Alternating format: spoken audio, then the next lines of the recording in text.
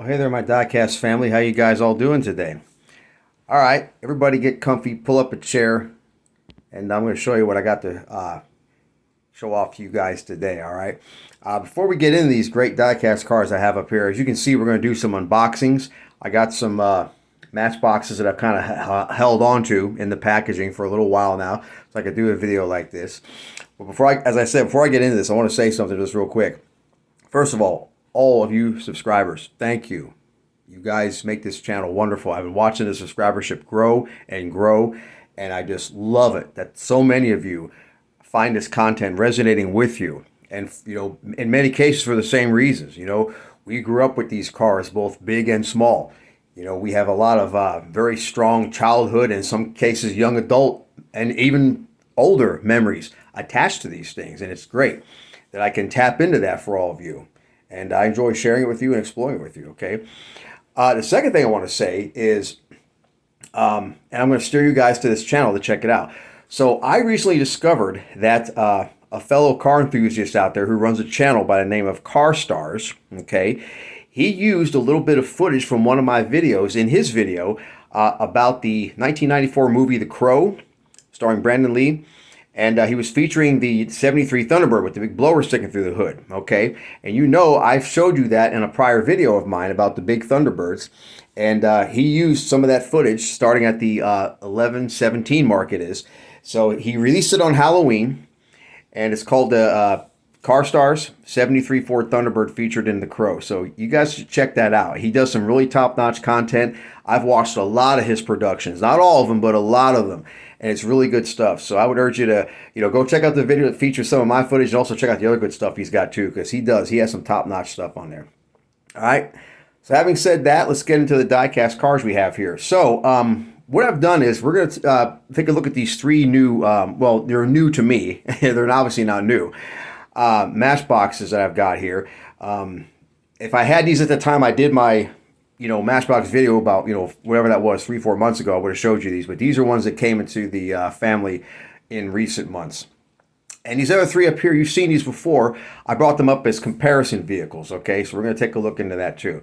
So let's start with the one that's on the turntable in the box there. So I had been searching for this one for quite a while. And a guy on eBay that I've dealt with before. In fact, I usually don't mention eBay sellers' names on here. But in this case, I will. I'll just mention his first name. His name's Robert. He goes by Bob for short. And he runs a little store called Shullbitter. Okay, that's Shullbitter. And this guy has got the most fantastic vintage diecast sold at reasonable prices that I have ever seen. In fact, I bought a couple of things off him. And he always, because I bought from him a couple times now, he gives me a discount. He's really cool. He happened to have this 57 Chevy from Matchbox that I had been looking for a very long time for what I thought was actually below a reasonable price. So I decided to take him up on it. So this is it right here in the box. It was number 4 in the series at this point in time. And I believe that this is the inaugural color scheme was offered. It's kind of like a lavender type purple. If you notice the trend with me, I have a thing for blue cars. I got a thing for lavender and purple too on cars. I don't know why. It just strikes me. I just really like it. So what do you say we crack this open and I'll show it to you.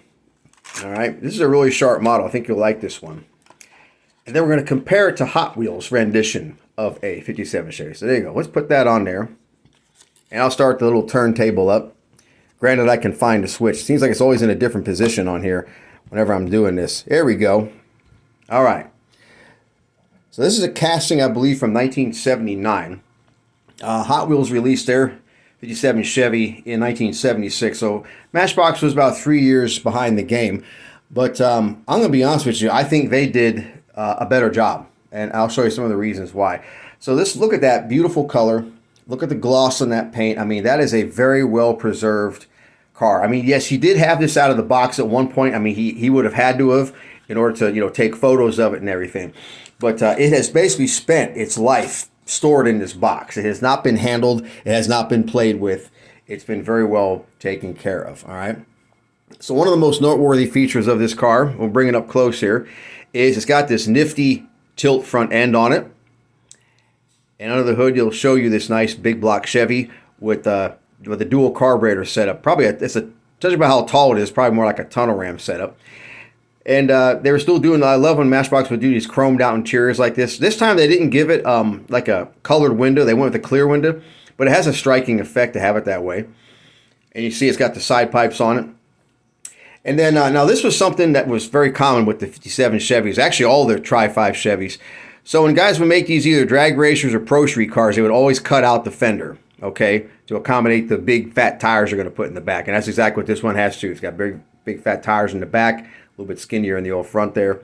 You see right there, 57 Chevy. This is when they were still made in England, of course, by Lesney Products, which is probably one of the reasons why it's such a nice casting. So just a really nice job on this car that Matchbox did.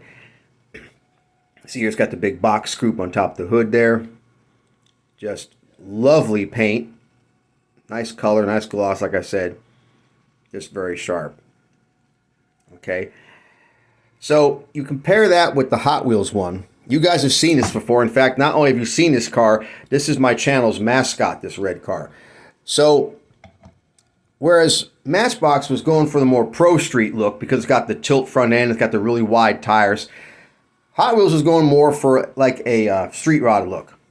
You'll notice that they did do the cutout rear fenders just like on Matchboxes, but it doesn't have a tilting hood. It doesn't have any kind of scoops or carburetors or anything like that sticking through the hood. So yeah, they definitely just went with more of a street rod look for theirs. Has side pipes on it, but they're not as prominent as what's on the Matchbox. But if you look at those two together, you can clearly see there is, not only is there a scale difference, but there's also just an overall detail difference. I mean, the Matchbox details are just more there. They have more presence. They're more prominent than they are on the Hot Wheels car. I mean, look, the Hot Wheels people, they couldn't even bother to give you, the door cutouts, a door handle, none of that stuff. And by the way, you should know this is not a genuine 1976 red line car. This is a reissue that they did in 1998 to celebrate what would have been their 30th anniversary. Okay, so that was actually just a reproduction. Okay, those red line 57 Chevys mint in the package, they go for ridiculous money. So if you look at that, you compare that, you see this one here, how they did this is a better effort. I mean, look, you got the little hash marks on the fender at the front there. The doors are shown, the door handles in the back. You have an actual V on the trunk there. Just an overall higher degree of effort from Matchbox. And yet people go absolutely ape over these Hot Wheels. I don't understand it. And neither does one of my subscribers. Him and I have actually had conversations about the I call it the unnecessary hype of Hot Wheels. I mean, yeah, okay, some of their cars were pretty cool. They had some neat castings. But you know what? Hot Wheels also made a lot of crap too. In fact, most of the stuff they make is crap, I think, personally. It's not even based on real cars. So there we have it. That's the 57 Chevy from Matchbox, a beautiful casting. All right. Now we're going to take a look at, how about we look at an F-body. So you guys have no doubt seen this one, the blue one from 1975. Let's put him up here for a minute.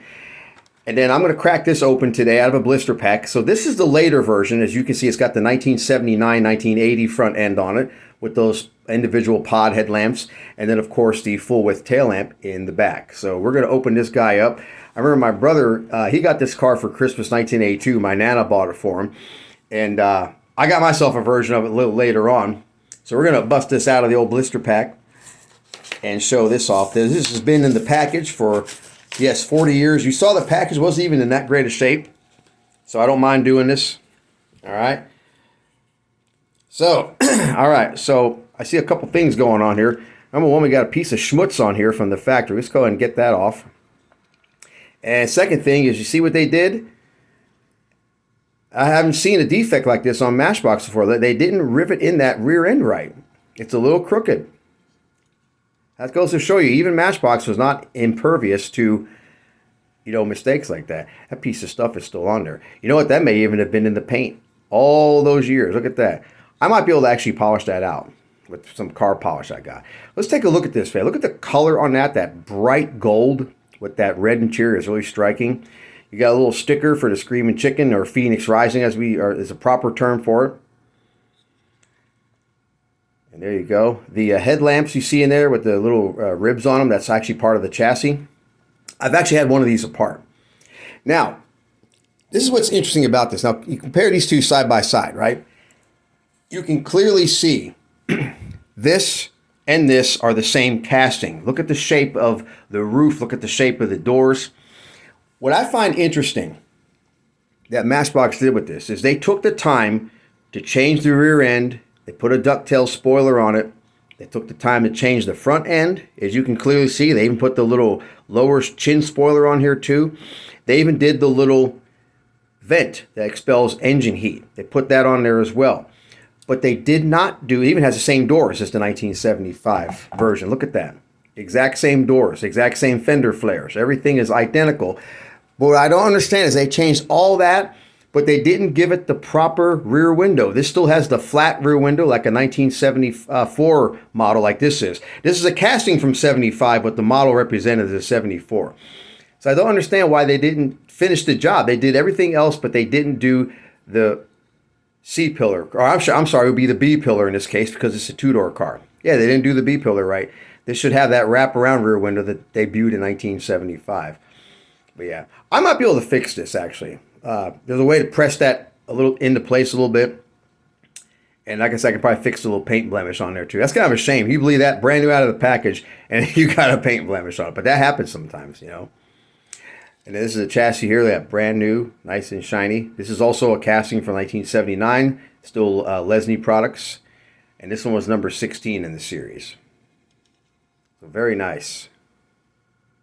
Yeah, I thought that's kind of interesting how you can definitely tell they used the same base tooling to make these two cars. They just made some tooling changes to the front and rear and also a slight one on the side too. But still, you know, Matchbox, even with their mistakes and their, you know, one little act of laziness of not doing the rear window properly, they still did a nicer job, I think, than Hot Wheels did, without question. All right, now let's take a look at another one up here. This will be the last unboxing car today. All right, so here we have Matchbox's version of a Porsche 928. And I believe this is a casting from either 79 or 8. I have to crack it open. I have the Tomica version right here. This is their version. You've seen this in a prior video. Let's put this up here briefly. And we'll go ahead and we'll crack open the Porsche 928 now, okay? My brother and I each got this car for Easter sometime in the early 80s. I think it was Easter of 82 or something like that. My dad would sometimes do that, put you know, toy cars in our Easter baskets. All right, so let me clean this car up. It's been in the package so long, there's actually fuzz on it that accumulated probably from the cardboard, from, you know, rubbing against it for all that time. So you have to remember, this has been in the package for over 4 decades. So it's going to have some stuff in it sometimes, all right? All right, so here we go. I'm going to open the doors up too. All right, let's move this one for just a moment. All right, and there we have. There's Matchbox's version of the Porsche 928. You know, this was a really groundbreaking and radically different car for Porsche because this went against everything that they usually did. You know, usually a Porsche was air-cooled, rear engine, kind of on the compact side. This here, I believe they created this car to market more towards the U.S. Market. This car was V8 liquid-cooled, rear-wheel drive with a front engine. And had a lot of technological advancements for the day. In fact, the engine itself was advanced. It was a 32-valve 4-cam engine, which, you know, in 1979, that was some radical, exotic stuff. I mean, we look at that these days and we just go, you know, ho-hum. You know, we've seen that how many times by now? But in 1979, that was some high-end, high-dollar, exotic stuff to have 4 cams and 32 valves on a V8 like that. They had an all-leather interior. They had, like I said, they had a lot of, you know, really nice stereo. I believe it was a Blaupunkt. That would have been, you know, one of the German brands they would have preferred to put in there. And just a very advanced and high-performing car. Let's take a look at Matchbox's rendition of this. So they did a pretty nice job. You can see they cast in the little ribs in the tail lamps. You got the cast-in name on the back of Porsche, or some of the more pretentious people like to call it Porsche. Yeah, remember Alan and 2.5 Men insisted on calling it that? Yeah, and everyone wondered why they hated his guts, right? Now, on these Porsches, these were actually headlights, not headlight doors, and they used to pop up like this. That's kind of a neat feature. This is a right-hand drive, so this would have been a Euro market version, of course. I like the color they chose for the interior because it really makes it look almost like leather inside there. Tomica did kind of a similar thing, but theirs is much lighter, as you can see. Also, they tinted their glass green as well. And they have a little bit of a suspension on it here, which is kind of nice. I'll flip it over and show you the chassis. So yes, this casting is also from 1979. Hey, look at that. All three of these new castings are from that I acquired in the last few months are from 1979. Still made in England, of course. This is a painted base, not a natural metal. And of course, it's got the wonderfully closing Matchbox doors. Can't go wrong there. Okay. Now you may remember I made a comment about this when I was doing this video about the Tomicas and their version. So you see, obviously, there's a scale difference. Matchbox makes theirs a little bit bigger. Tomica always size their cars a little bit smaller. With the exception of that Volkswagen Golf I showed you guys. That thing was actually a little bit on the big side. But I've always thought that Tomica's version was just a little bit better. Okay, just a little bit. Just because of the fact that I felt the scale was more representative. You'll notice that they have this extra nice piece of trim right here, which is more, rendition of the proper, not the proper, but it's more indicative of what the real car had. Okay, you'll notice on the Matchbox, it's just cast in and painted like that. Okay, so this portion here, this is more representative of what the real car looked like. And yeah, they just had, I think the details are even crisper.